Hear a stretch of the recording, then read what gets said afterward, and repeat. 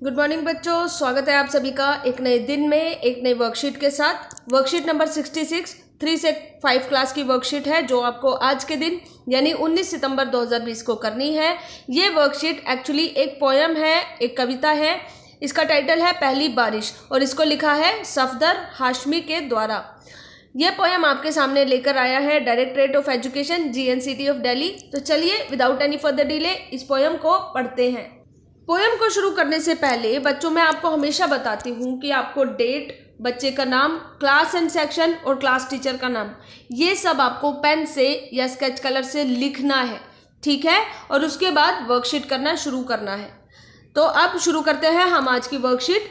हमारी वर्कशीट का टाइटल है पहली बारिश और ये लिखी है सफदर हाशमी के द्वारा। तो चलिए मैं भी पढ़ूंगी, आप भी मेरे साथ पढ़िएगा, ठीक है। रस्सी पर लटके कपड़ों को सुखा रही थी धूप, चाची पीछे आंगन में जा फटक रही थी सूप।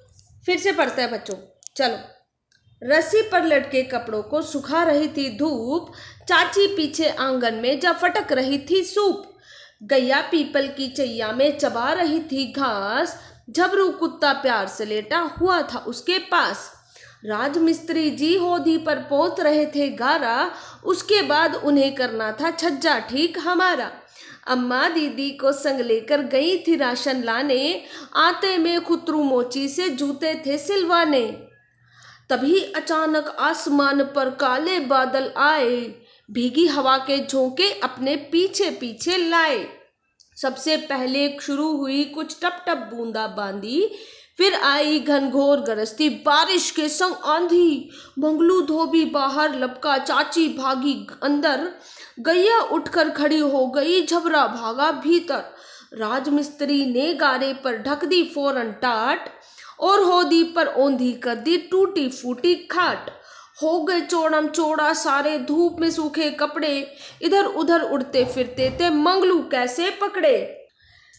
चाची ने खिड़की दरवाजे बंद कर दिए सारे, पलंग के नीचे जा लेटी बिजली के डर के मारे।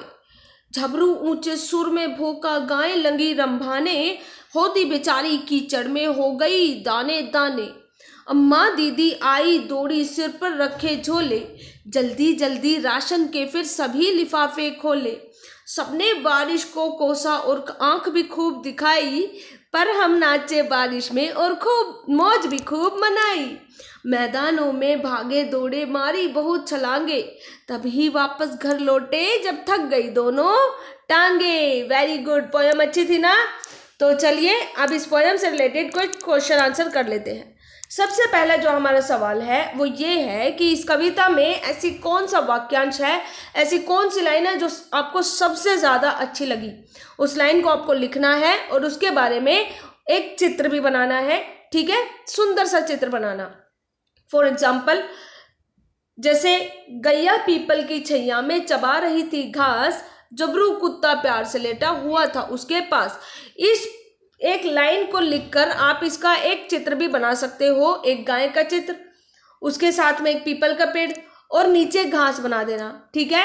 और साथ में एक डॉग को, एक कुत्ते को वहां पर लेटा हुआ या बैठा हुआ या खड़ा हुआ दिखा देना। पहला चित्र ये हो जाएगा। या तो आप ये वाला चित्र बना सकते हो या फिर अपनी मर्जी से कोई दूसरा भी, जैसे अम्मा और दीदी के सिर पे आप झोले दिखा देना और उनको दौड़ता हुआ दिखा देना, ठीक है। या फिर अगर आपको दोनों चित्र मुश्किल लग रहे हैं तो आपको इस पूरी पोयम में से कोई भी ऐसा चित्र जो बहुत अच्छा लग रहा हो, बनाने में आसान लग रहा हो, वो बना देना। जैसे बारिश में खेलते हुए बच्चे बना देना, ये तो बहुत आसान है ना। तो इस तरीके का आप कोई एक चित्र बनाएंगे, वो भी इस पोयम से रिलेटेड होना चाहिए। अब दूसरा सवाल ये है कि तुकबंदी वाले शब्द आपको पोयम में से छांटने हैं। जैसे फॉर एग्जाम्पल खाट, खाट से मिलता जुलता कोई दूसरा शब्द क्या हो सकता है। खाट से मिलता दूसरा शब्द आपको इस पोयम में ढूंढना है और वो है टाट। क्या है? टाट। तो खाट का तुकबंदी वाला शब्द कौन सा हो गया? टाट, ठीक है। दूसरा है टांगे, तो टांगे इसका तुकबंदी वाला शब्द कौन सा हो सकता है? छलांगे। Very good. नेक्स्ट है कपड़े, कपड़े का तुकबंदी वाला शब्द कैसे हो सकता है? तो कपड़े, कपड़े का तुकबंदी हो सकता है पकड़े। आपको कैसे ढूंढना है, एक तरफ आपको कपड़े ढूंढना है, दूसरी तरफ लाइन के एंड में आपको उसका तुकबंदी वाला शब्द मिल जाएगा। जैसे एक है दिखाई, दिखाई का तुकबंदी वाला शब्द इसी लाइन में आपको एंड में मिलेगा और वो है मनाई। लास्ट है झोले, तो झोले का तुकबंदी वाला शब्द अगर मैं आपसे पूछूं तो आपको क्या ढूंढना है, इसी लाइन के आखिरी वाला शब्द, और वो क्या है, खोले। तो झोले का तुकबंदी क्या हो गया, खोले। अब आखिरी है सूप, सूप का तुकबंदी क्या हो सकता है, आप ढूंढिए। इस लाइन में, इस पूरे पैराग्राफ में आपको सूप का तुकबंदी वाला शब्द दिख जाएगा और आपको वो ढूंढ कर लिखना है, ठीक है। नेक्स्ट है, जैसे गैया को गाय भी बुलाया जाता है ना, तो वैसे ही इन शब्दों को हम और क्या कहकर बुला सकते हैं, यानी आपको इनका एक एक पर्यायवाची शब्द लिखना है। अम्मी का पर्यायवाची क्या होता है, अम्मी को हम मम्मी भी बोलते हैं, माँ भी बोलते हैं, लेकिन आपको सिर्फ एक एक पर्यायवाची लिखना है। जैसे बारिश है, बारिश का पर्यायवाची वर्षा। आंधी, आंधी का पर्यायवाची तूफान। दौड़ी, दौड़ी का दूसरा वर्ड या पर्यायवाची भागी। झोले को बस्ते भी बोल सकते हैं और मौज को क्या बोलेंगे, मस्ती। एक और है, जब आंधी आती है तो क्या क्या होता है, आपको आंधी का दृश्य बनाना है, चित्र बनाना है।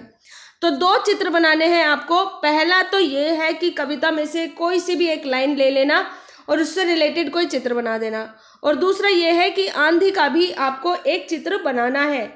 तो ये थी आज की हमारी वर्कशीट। कल फिर से मिलेंगे नई वर्कशीट के साथ। तब तक के लिए अपना बहुत ज़्यादा ख्याल रखिए, खुश रहिए, आबाद रहिए। Good bye and take care.